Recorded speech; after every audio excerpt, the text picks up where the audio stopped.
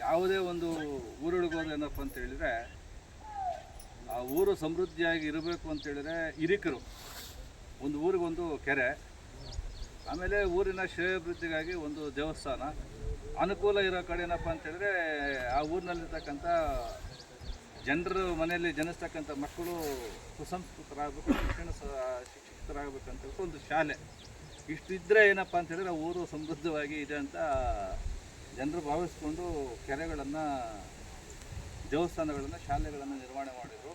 ಈಗಲೂ ಕೂಡ ಏನಪ್ಪ ಅಂತ ಹೇಳಿದರೆ ಎಷ್ಟೋ ಜನ ಏನಂತ ಹೇಳಿದರೆ ಕೆರೆ ಅಂದರೆ ಏನಪ್ಪ ಅಂತ ಹೇಳಿದರೆ ಅದನ್ನು ತಾಯಿ ಅನ್ನತಕ್ಕಂಥ ರೀತಿಯಲ್ಲಿ ಭಾವಿಸ್ಕೊಳ್ತಕ್ಕಂಥದ್ದು ಸಾಕಷ್ಟು ಜನ ಇದ್ದಾರೆ. ಯಾಕೆ ಅಂತ ಹೇಳಿದರೆ ಒಂದು ಕೆರೆ ಸಮೃದ್ಧವಾಗಿದ್ದರೆ ಏನಪ್ಪ ಅಂತ ಹೇಳಿದರೆ ಕೆರೆ ಸುತ್ತಮುತ್ತ ಇರ್ತಕ್ಕಂಥ ಜನರು ಸಮೃದ್ಧವಾಗಿರಲಿಕ್ಕೆ ಸಾಧ್ಯತೆ ಆಗ್ತದೆ. ಆ ಭಾಗದಲ್ಲಿರ್ತಕ್ಕಂಥ ಪ್ರಾಣಿ ಪಕ್ಷಿಗಳಿಗೆ ಏನಪ್ಪ ಅಂತ ಹೇಳಿದರೆ ನೀರಿಗೆ ಆಶ್ರಯ ಆಗಿಬಿಡ್ತದೆ. ಆಮೇಲೆ ಬೋರುಗಳಿದ್ರೆ ಬೋರುಗಳಲ್ಲಿ ನೀರಿರ್ತಕ್ಕಂಥದ್ದು ನೋಡಿ, ದೊಡ್ಡವರೊಂದು ಮಾತು ಹೇಳಿದ್ದಾರೆ, ಜಲವ ಜರಿಬಿಟ್ಟು ಜಪಿಸಬೇಡ, ಮಳೆ ನೀರು ಹರಿಬಿಟ್ಟು ಹರಟಬೇಡ, ಕಟ್ಟೆಯ ನೀರಿನ ಸಂಗ್ರಹಕ್ಕಾಗಿ ಬದುಕಿನ ದಾರಿಗಾಗಿ ನೀರು ತುಂಬಿದ ಕಟ್ಟೆ ತುಂಬಿಸುವುದು ಬೋರು ಬಾವಿಗಳ ಹೊಟ್ಟೆ ಎಂಬತಕ್ಕಂಥ ಮಾತನ್ನು ದೊಡ್ಡವರು ಹೇಳಿದ್ದಾರೆ. ಯಾಕೆ ಅಂತ ಹೇಳಿದರೆ ಈ ಕೆರೆಯಲ್ಲಿ ಏನಾದರೂ ನೀರಿದ್ರೇನಪ್ಪ ಅಂತ ಹೇಳಿದರೆ ಬೋರುಗಳಲ್ಲಿ ಅಥವಾ ಬಾವಿ ಇದ್ದರೆ ಸಮೃದ್ಧವಾಗಿ ಇದಿರ್ತಕ್ಕಂಥದ್ದು.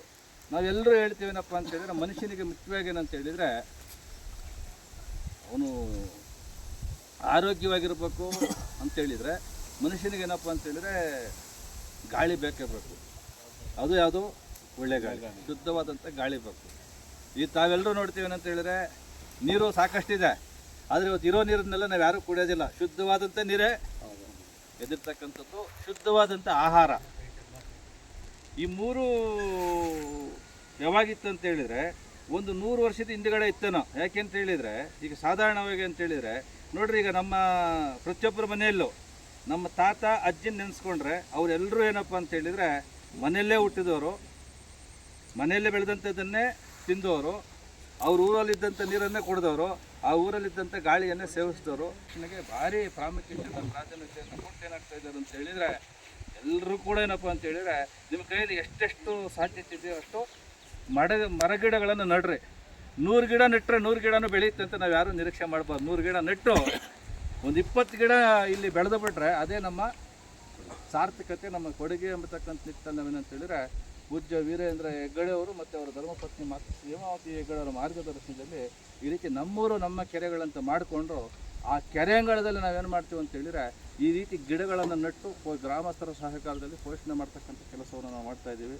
ಇವತ್ತಿಗೂ ಕೂಡ ಏನಂತ ಹೇಳಿದರೆ ತುಂಬ ನಮಗೆ ಸಂತೋಷ ಆಗುತ್ತೆ. ಯಾಕಂತ ಹೇಳಿದರೆ ಸಂಗಾತಿ ಕೆರೆ ಕಟ್ಟೆಯಲ್ಲಿ ಗ್ರಾಮಸ್ಥರು, ನಮ್ಮ ಕೆರೆ ಅಭಿವೃದ್ಧಿ ಸಮಿತಿಯವರು ಇರ್ಬೋದು, ಗ್ರಾಮ ಪಂಚಾಯತಿಯವರು ಇರ್ಬೋದು, ಅವ್ರದ್ದು ಪಾತ್ರನೂ ಸಾಕಷ್ಟಿದೆ.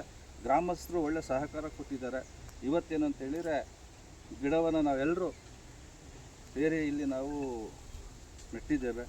ಈ ಗಿಡಗಳೇನಪ್ಪ ಅಂತೇಳಿದರೆ ಸಮೃದ್ಧವಾಗಿ ಬೆಳೆದಾಗ ಏನಾಗ್ಬಿಡ್ತದೆ ಅಂತೇಳಿದರೆ ಖಂಡಿತವಾಗಿ ನಾವು ಇರ್ತೀವೋ ಇಲ್ವೋ ಗೊತ್ತಿಲ್ಲ, ನಾವು ನೆಟ್ಟಿರ್ತಕ್ಕಂಥ ಅರಳಿ ಗಿಡಗಳೇನಪ್ಪ ಅಂತೇಳಿದರೆ ನೂರಾರು ವರ್ಷಗಳಂತೂ ಇದ್ದೇ ಇರ್ತವೆ. ಹೇಳ್ರೆ ನೂರಾರು ವರ್ಷಗಳು ಇದ್ದೇ ಇರ್ತವೆ.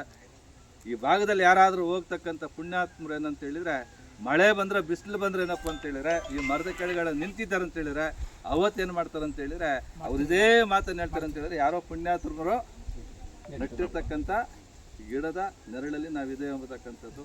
ಅದ್ರ ಜೊತೆಗೆ ಏನಪ್ಪ ಅಂತೇಳಿದರೆ ಎಲ್ಲಿ ಮರ ಇದೆಯೋ ಅದಿದೆಯೋ ಅಲ್ಲಿ ಪ್ರಾಣಿ ಪಕ್ಷಿಗಳೇ ನೋಡ್ರಿ, ಪ್ರಾಣಿ ಪಕ್ಷಿಗಳು ಇರ್ತಕ್ಕಂಥದ್ದು ಇವೆಲ್ಲ ಏನಂತೇಳಿದರೆ ಪುಣ್ಯದ ಕೆಲಸಗಳು. ಇವೆಲ್ಲ ಏನಂತೇಳಿದರೆ ಪುಣ್ಯದ ಕೆಲಸಗಳು. ಈ ಪುಣ್ಯದ ಕೆಲಸದಲ್ಲಿ ತಾವೆಲ್ಲರೂ ಭಾಗಿದಾರರಾಗಿದ್ದೀರಿ. ಅದಕ್ಕೆ ನಾನು ಸಂತೋಷವನ್ನು ವ್ಯಕ್ತಪಡಿಸ್ಕೊಂಡು ಕೆರೆ ಭಾಗದಲ್ಲಿ ಎಷ್ಟು ಈ ಗಿಡಗಳು ಮರಗಳಾಗ್ತಾವೋ ಅವು ನೆಟ್ಬಿಟ್ಟು ಏನಂತ ಹೇಳಿದರೆ 1 ವರ್ಷ ಕಾಪಾಡಿದ್ರೆ ಸಾಕು. ಏನು ಹೇಳ್ರಿ, 1 ವರ್ಷ